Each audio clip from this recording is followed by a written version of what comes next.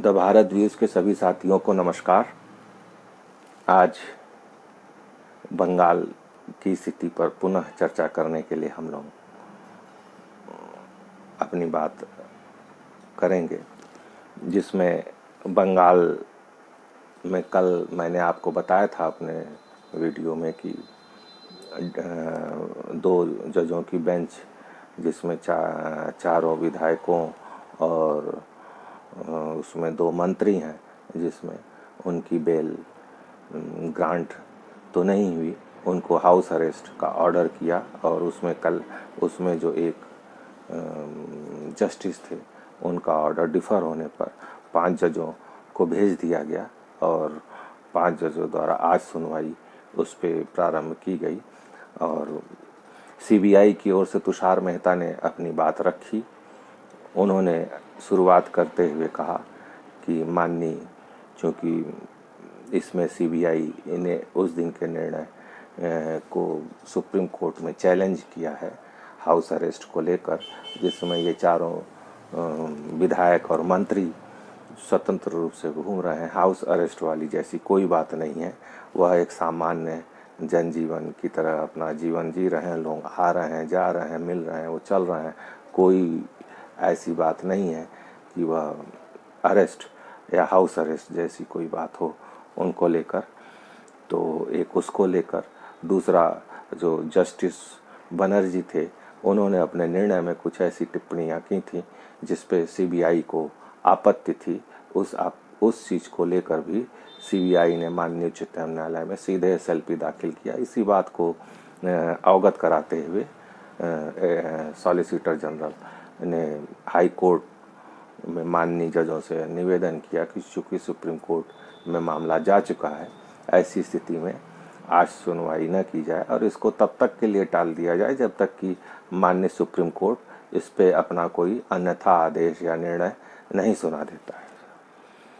लेकिन सुनवाई चली, माननीय लोगों ने सुनवाई किया उस पर और शाम तक चली।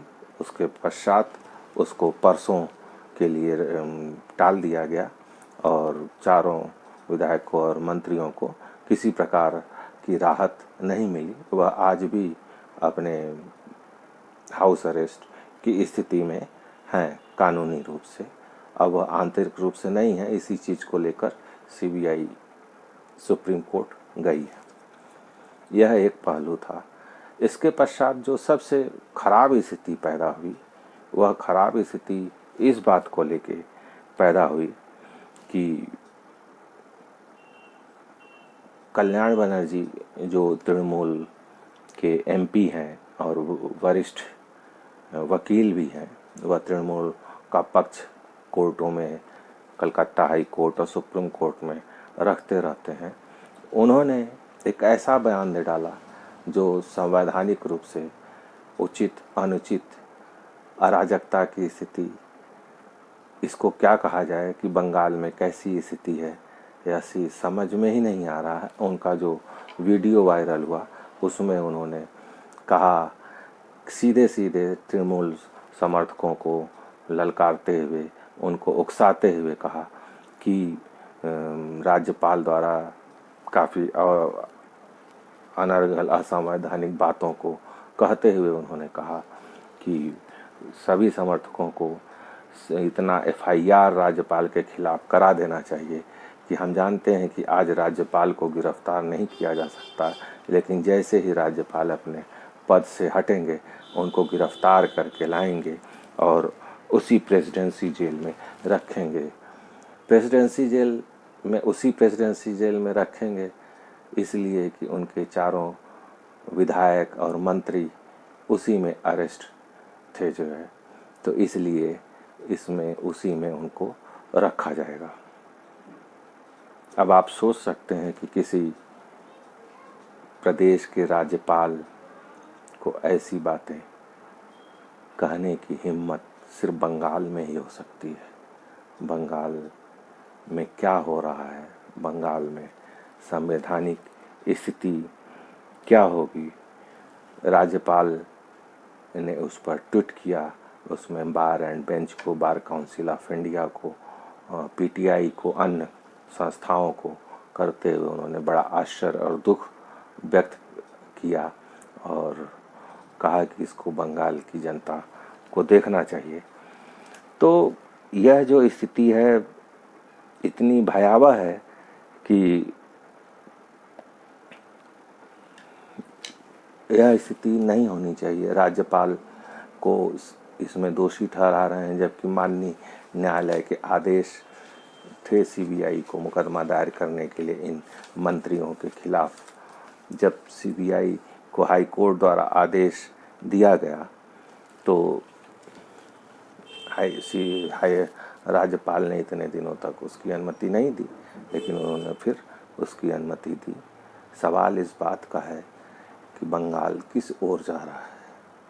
क्या बंगाल भारत के संविधान, क्या बंगाल अपना कल्चर, क्या बंगाल केवल जो ममता कहें, जो अराजकता की स्थिति पैदा की जा रही है, जो सीबीआई के ऑफिस को घेरा गया, 6 घंटे तक वो बैठी रहीं, क्या भारत के इतिहास में आज तक इसके पहले भी कभी हुआ?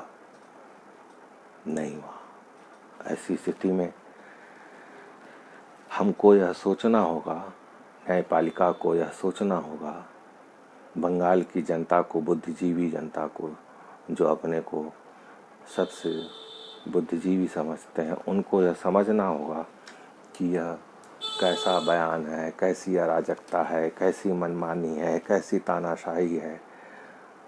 वास्तव में क्या बंगाल इस देश के बाहर अपने को मान रहा है कि जिसमें न प्रधानमंत्री की कोई हैसियत है, न कीमत है, न गृह मंत्री की कोई हैसियत कीमत है, न केंद्रीय संस्थाओं की कोई हैसियत और कीमत है। उनके खिलाफ एफआईआर कर दिए जाएंगे, सीबीआई के खिलाफ एफआईआर, राज्यपाल के खिलाफ एफआईआर की धमकी।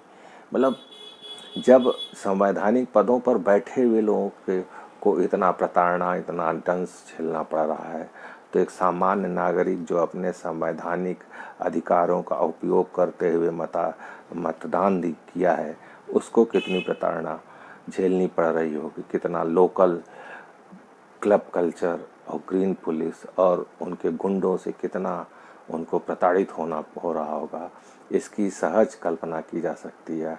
और इस पे देश को विचार मंथन करना होगा कि बंगाल का क्या उपचार और इलाज हो सकता है। या तो ममता बनर्जी में परिवर्तन हो, या उनको संवैधानिक तरीके से उनको मजबूर किया जाए कि वह भारत के संविधान के तहत जो शपथ लिया है और उसके अनुरूप ही वह कार्य करें। अन्यथा जम्मू कश्मीर बनने से उसको त्वरित रोके जाने पे विचार किया जाना होगा। और अच्छी बात यह है कि माननीय सुप्रीम कोर्ट में मामला है, और सुप्रीम कोर्ट एक ऐसी संस्था है जिस पे सबका विश्वास है, जो निष्पक्ष है और जिसने समय समय पर अपना महत्वपूर्ण योगदान दिया है इस देश के ऐसी स्थिति से निपटने में। ऐसी भावना लोगों की है कि वह सुप्रीम कोर्ट एक ऐसा निर्णय देगा जो एक इतिहास होगा, जो किसी उसके लिए नज़ीर बनेगा ये सारे प्रदेशों के लिए। नहीं तो एक दिन ऐसा आएगा कि प्रदेश में ऐसी सरकारें जो भारत के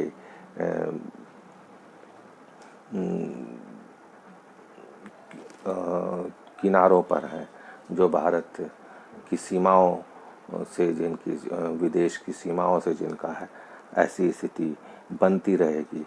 इस स्थिति को रोकने के लिए सुप्रीम कोर्ट और केंद्र सरकार को विचार करना पड़ेगा कि ऐसा कोई कार्य करें, ऐसा कोई निर्णय हो, ऐसा कोई वो हो जिससे राहत मिल सके। और इस तानाशाही, मनमानीपूर्ण और हिंसा को तवज्जो देने वाली सरकार से मुक्ति मिल सके। इसी के साथ अपनी बात समाप्त करता हूँ। इस पे आप गहन चिंतन मनन करेंगे, और कोई भी कमेंट हो जिसमें सुधार की आवश्यकता है कृपया आप लाइक, शेयर और सब्सक्राइब करते रहें, जिससे मार्गदर्शन होता रहे। इसी के साथ मैं अपनी बात समाप्त करता हूँ। जय हिंद, नमस्कार।